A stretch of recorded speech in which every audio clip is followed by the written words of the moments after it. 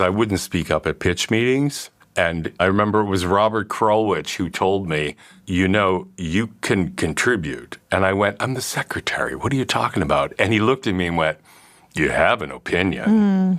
I think we'd like to hear it.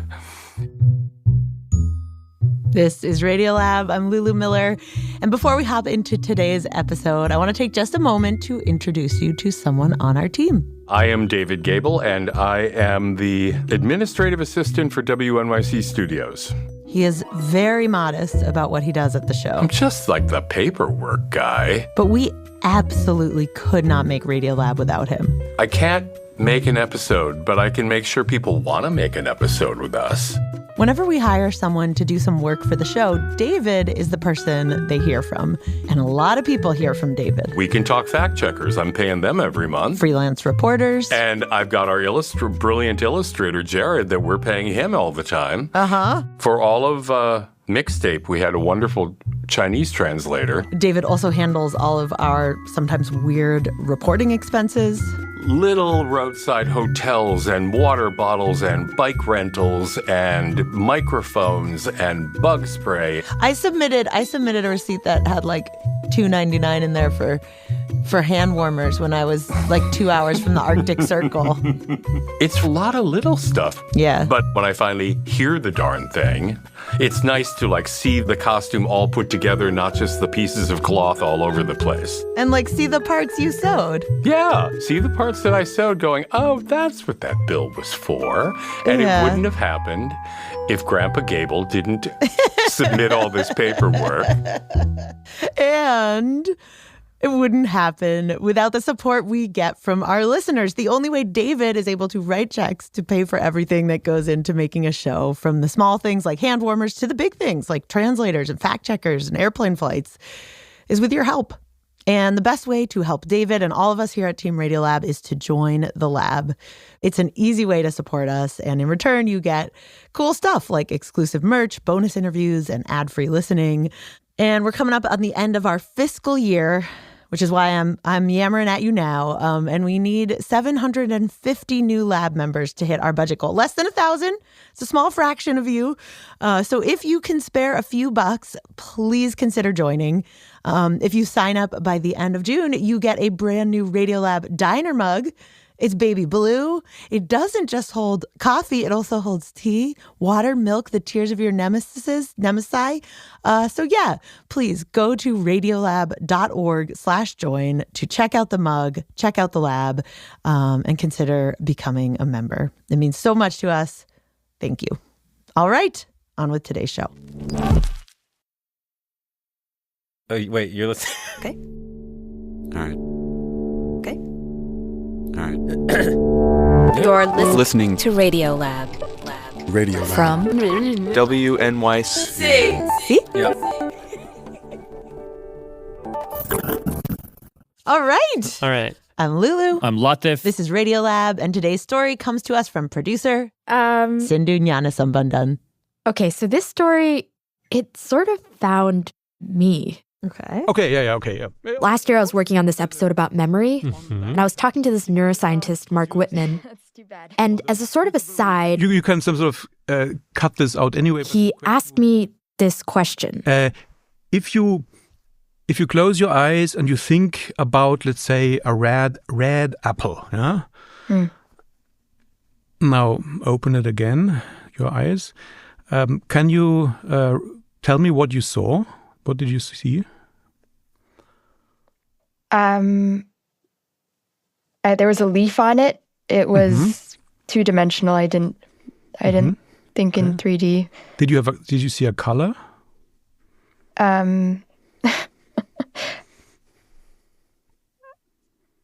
No. I don't know what it would mean to see a color with your mind. Yeah. So who knows? Wait. So even though he told you red apple, I saw nothing. But you saw a leaf, right? I know. I felt like I had to say something about an apple. You were lying. So You were cheating on the test. I mean, I wasn't lying. Like, this has come up a lot in my life, okay? People are like, visualize something. And so I don't know, I just always thought it was a metaphor. Like I just did my version of that. Which is what? Like a word cloud kind of thing? No, it's not a word cloud. It's like an abstract knowing. Like I know I love someone. Like I just know that an apple has a leaf. There's a part of me that knows that that is true, but it's not seeing it. Like if I close my eyes and think about it, like it's really just black. Wow. But of course, the thing that was surprising for me was not what's going on in my head. Like I know I've lived in that my whole life. Right.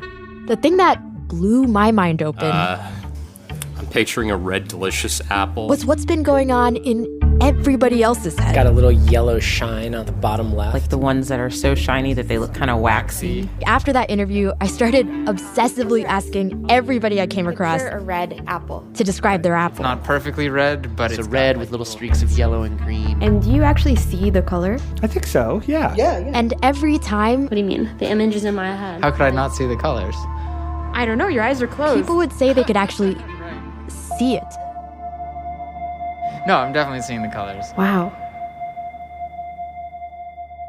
Do you see it? Yeah. Yeah. It's like a shiny red apple. Like I am seeing it right now. In the way that you see things in real life? Like how vivid is it? I mean, it's decently vivid. Like it's on a white plate on a kind of cafeteria style table. Like I went middle school. I know the grade I went because it's when I had Miss Pacioli, so it was 6th grade. I threw it into that particular cafeteria. Holy It was soft cow. touch. You got that from an apple? Yeah, when she said picture an apple. How about yours, Latif? Okay. Mine's not that vivid, but mine's like it's kind of a cartoon of an apple, I think. Like I don't know. The more I think about it, I'm like, am I seeing it? Yeah. Like what does seeing in the mind even mean? Right. Yeah, I guess it is just words. Like, how do we know?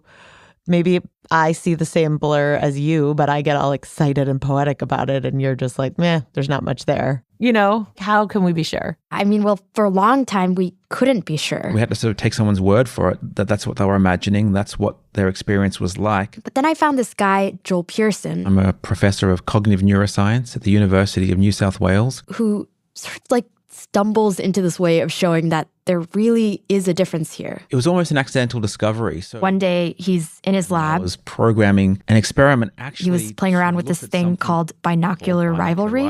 And it's an amazing illusion where you present very different pictures, one to each eye. And you can basically you put on these sort of like VR goggles that give each eye a different image. So let's say your left eye gets a green square and your right eye gets a red circle.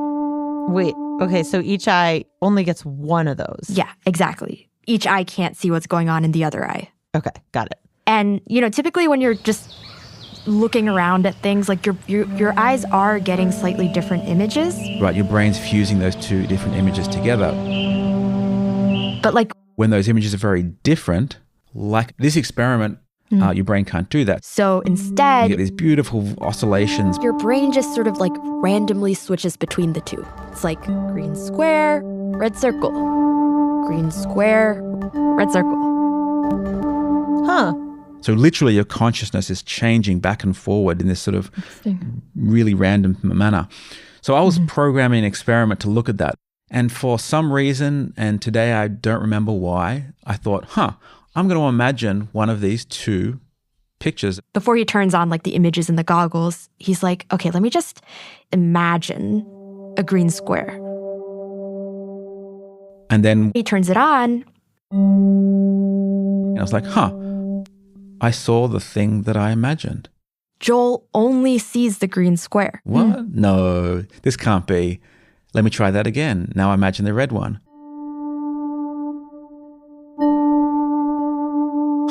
And now I saw the red picture in the binocular rivalry. Whoa. It's like just imagining the red circle made his brain actually choose to show him that one.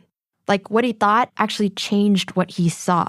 Turns out that what we imagine does change our visual perception. It literally changes how we see the world, with the caveat, if you have mental imagery. If someone like me does it, we don't see that same response. My mind doesn't linger on the imagined object.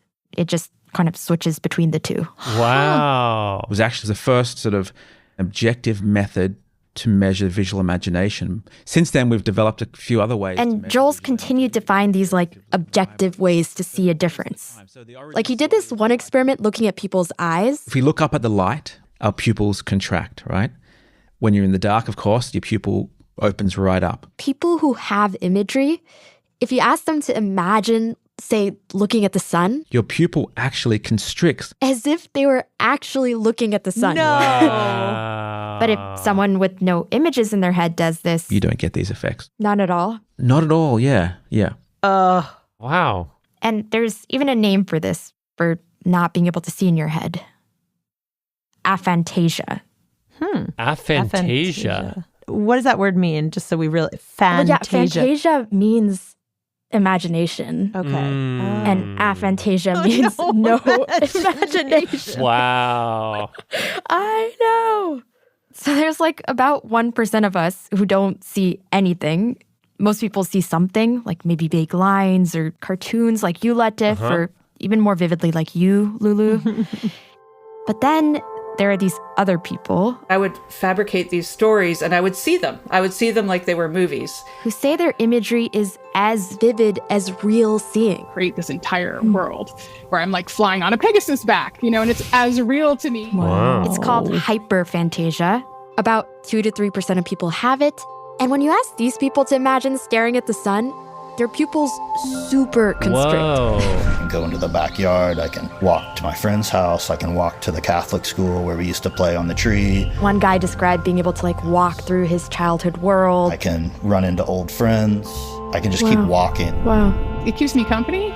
So like I never actually feel lonely usually. This woman described reading books being like as if I was watching a film, except that I'm standing in the film. Being in a movie. Wow. But when this other person reads, the visuals are so strong that he'll sometimes just leave the page. Like I'm just over here in the saloon and going upstairs, and the story doesn't even take place up there. Oh, so it's like it's in the world of the book, leaves the page of what the author is saying, and just is like, I'm just going to go explore this fictional world. Yeah. I just wanted to know what it looked like.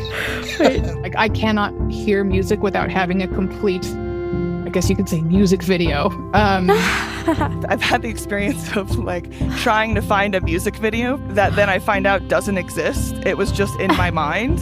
This woman described having these like images that just constantly play in the background of her mind. Like in the middle of the interview, I asked her, I was like, are you seeing something right now? It's like a really touching like love moment between two characters.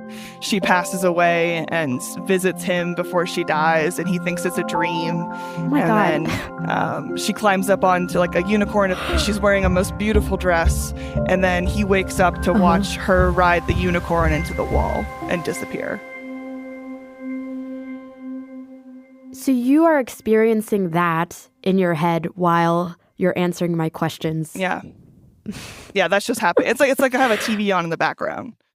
Wow. And when you were talking to this woman, what is the are you feeling jealousy? Are you feeling like they're getting something you aren't? Oh my God, are you kidding? I am so jealous. Just to know that there's this like whole part of being a human that I will just never get to experience. Yeah.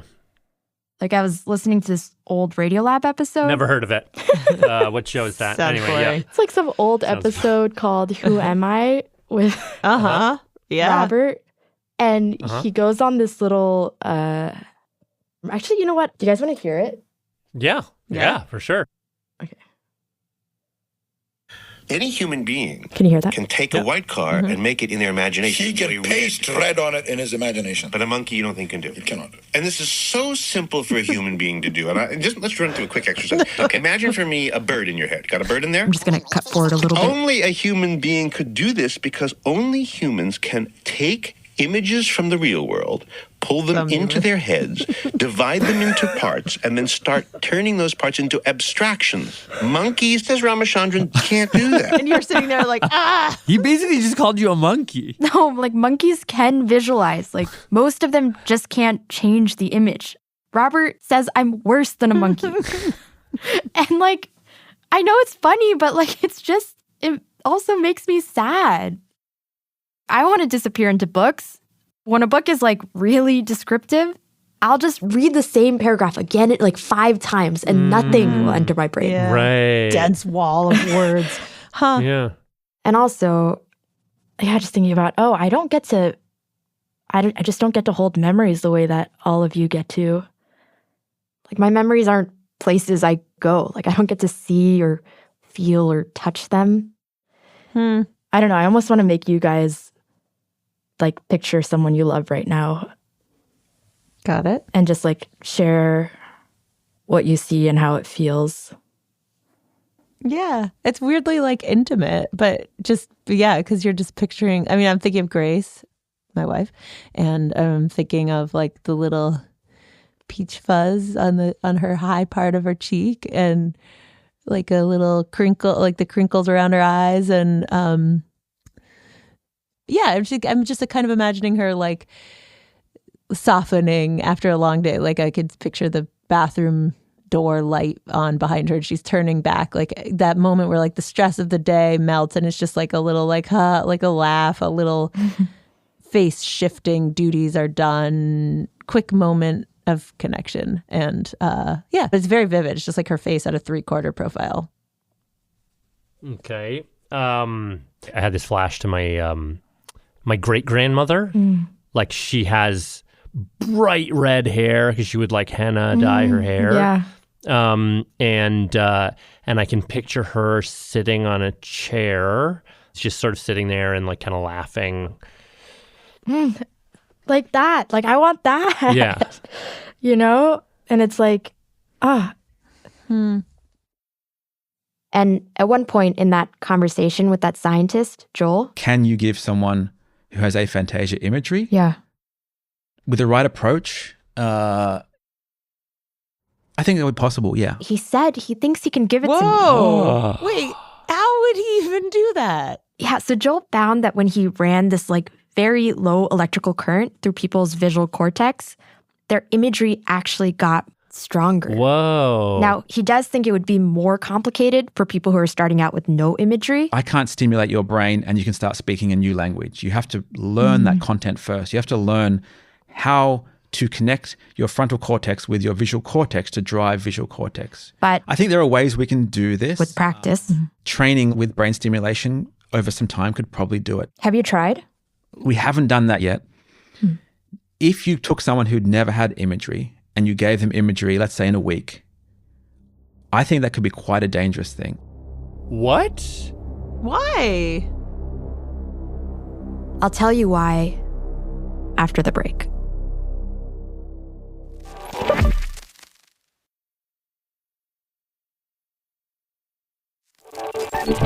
If I want to experience flying, I can imagine it, and it's kind of like really flying.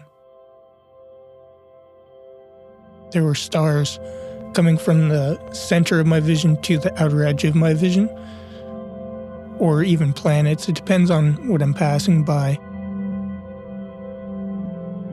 Large clouds that are like pink and yellow and maybe a little bit of blue mixed in there. I can feel the coolness of the air as it hits my skin, kind of like a sound. Lulu. Latif, Radiolab. We've been talking to our producer, Sindhu, who cannot make images in her mind. That's right, yeah. And the person you just heard, his name is Derek, and he is the opposite of me. Like, when I asked him to describe his apple, his description was wild. I could make it red, or I can make it green or golden.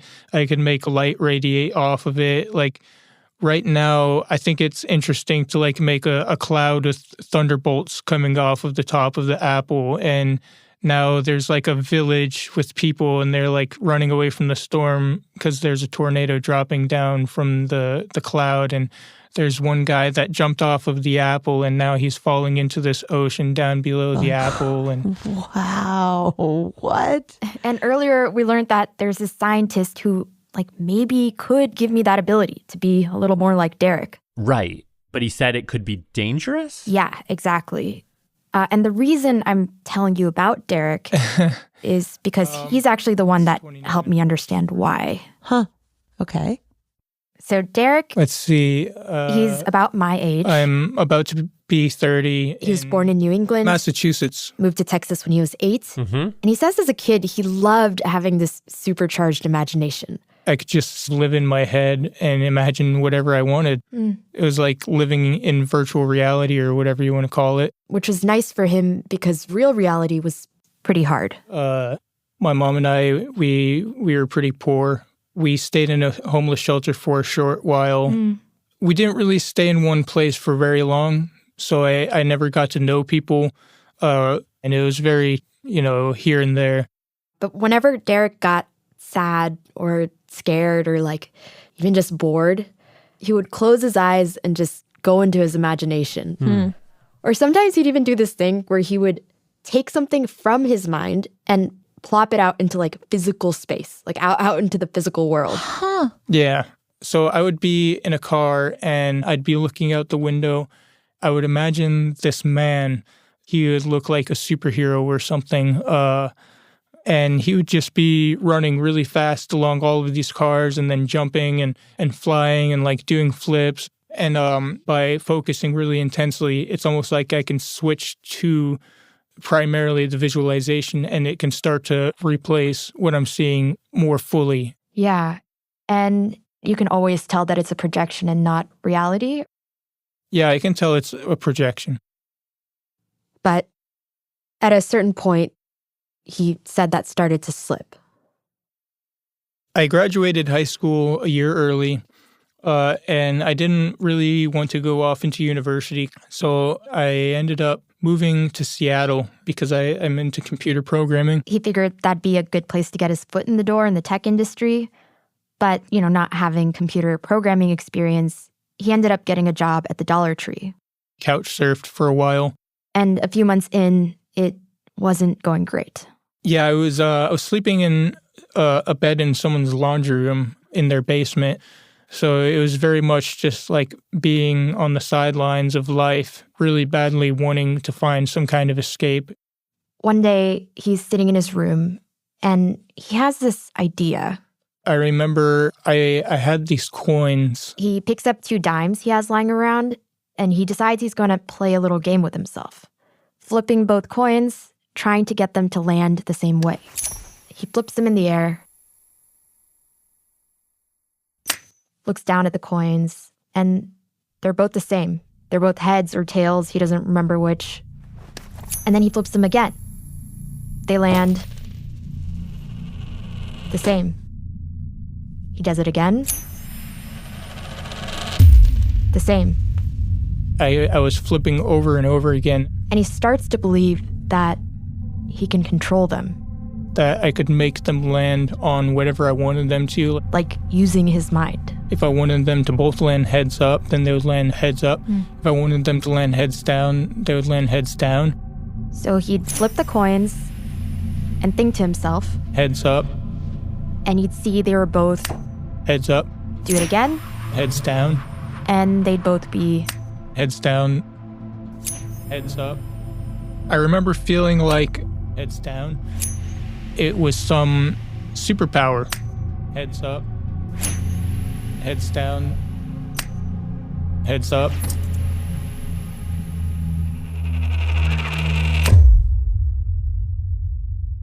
Derek says what happened next gets kind of foggy. Unfortunately, I don't remember much from the night. I don't remember much from the psychosis. But he now knows that as he was flipping those coins, whenever they would land, I would project onto them whatever I wanted them to look like. So I would see them heads up if I wanted them to be heads up.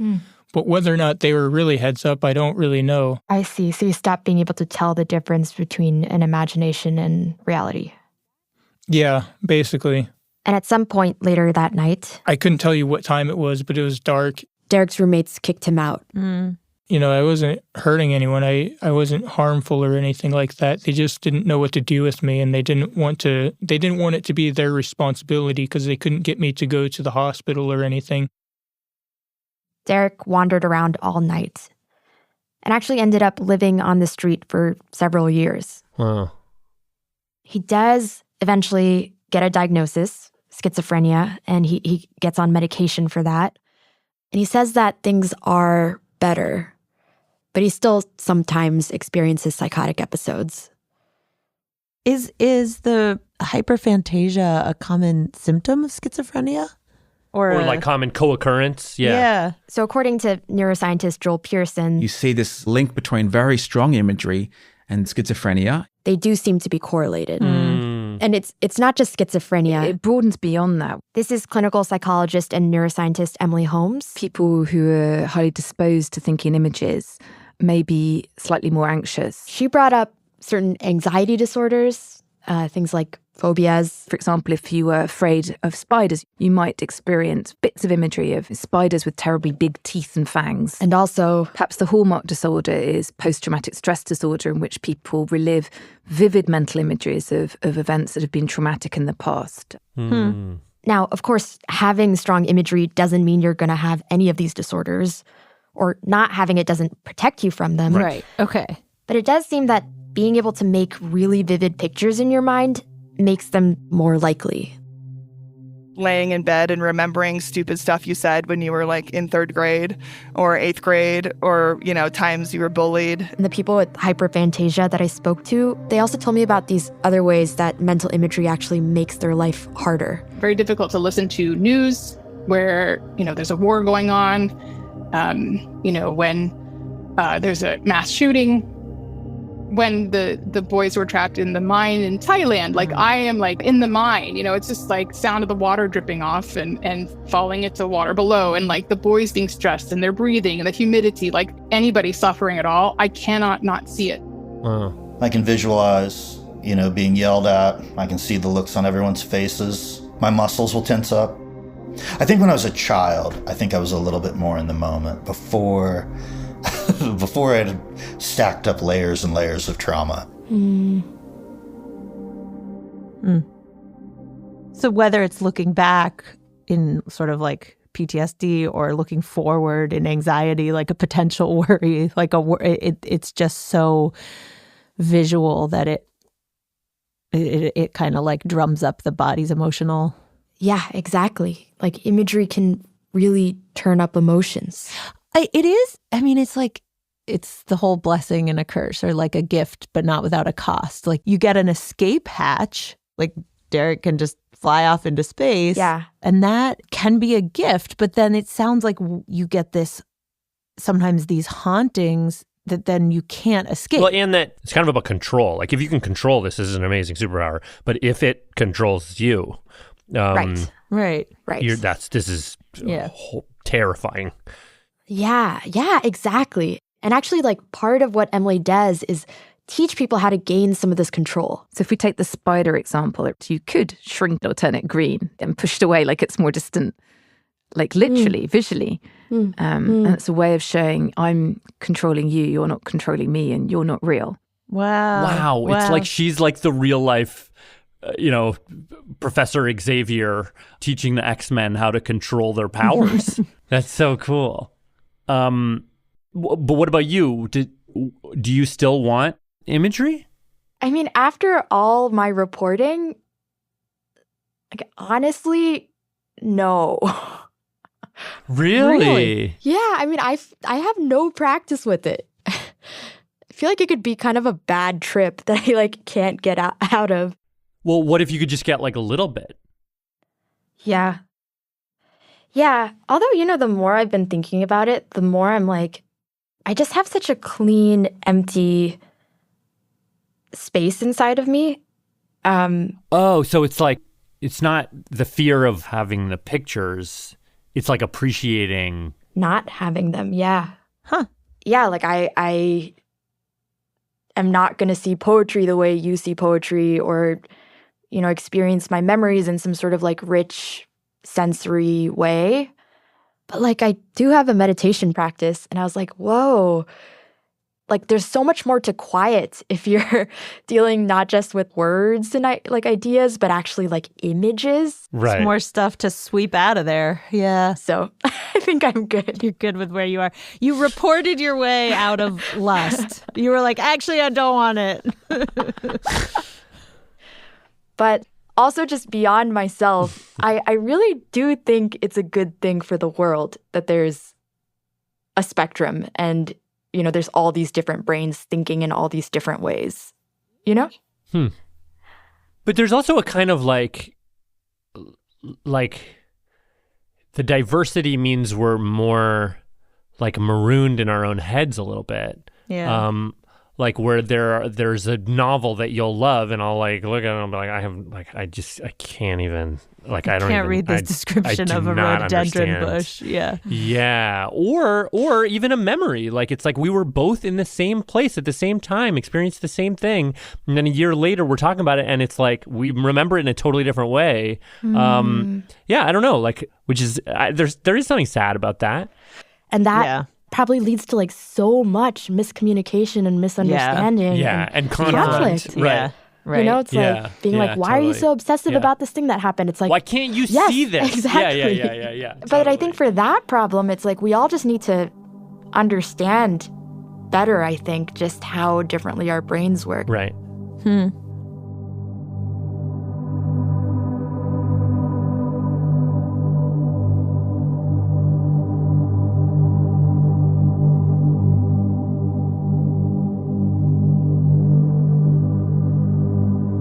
Wait, can I play you guys one last thing? Yeah. Of course, go for it. Okay, so you know, I was just talking about meditating. It's something I love to do. Well, when I was talking to Derek, the guy with that super intense imagery, I asked him what he likes to do, like what he does for fun. And I just need to share it with you. I also practice harsh metal vocals just for fun. Cool. People have told me I should try and get into a band, but I don't think that's really my goal or anything. What is harsh metal vocals?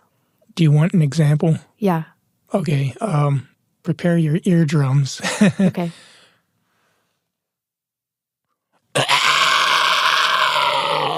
Whoa. Or wow. Yeah.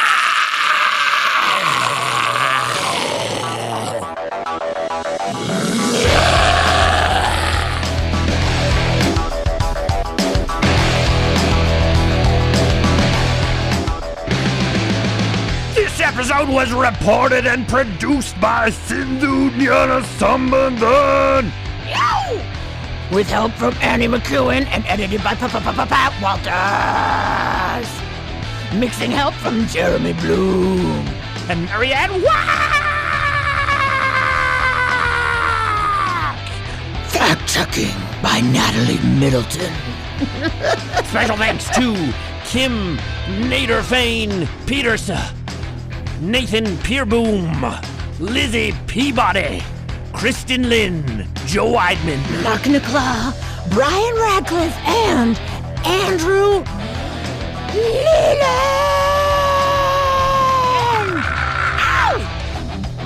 Catch you next time.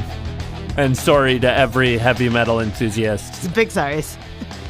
Catch you soon.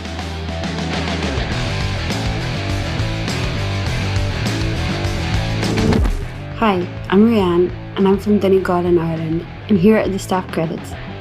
Radiolab was created by Jad Abumrad and is edited by Soreen Wheeler. Lulu Miller and Latif Nasser are our co-hosts. Dylan Keefe is our director of sound design.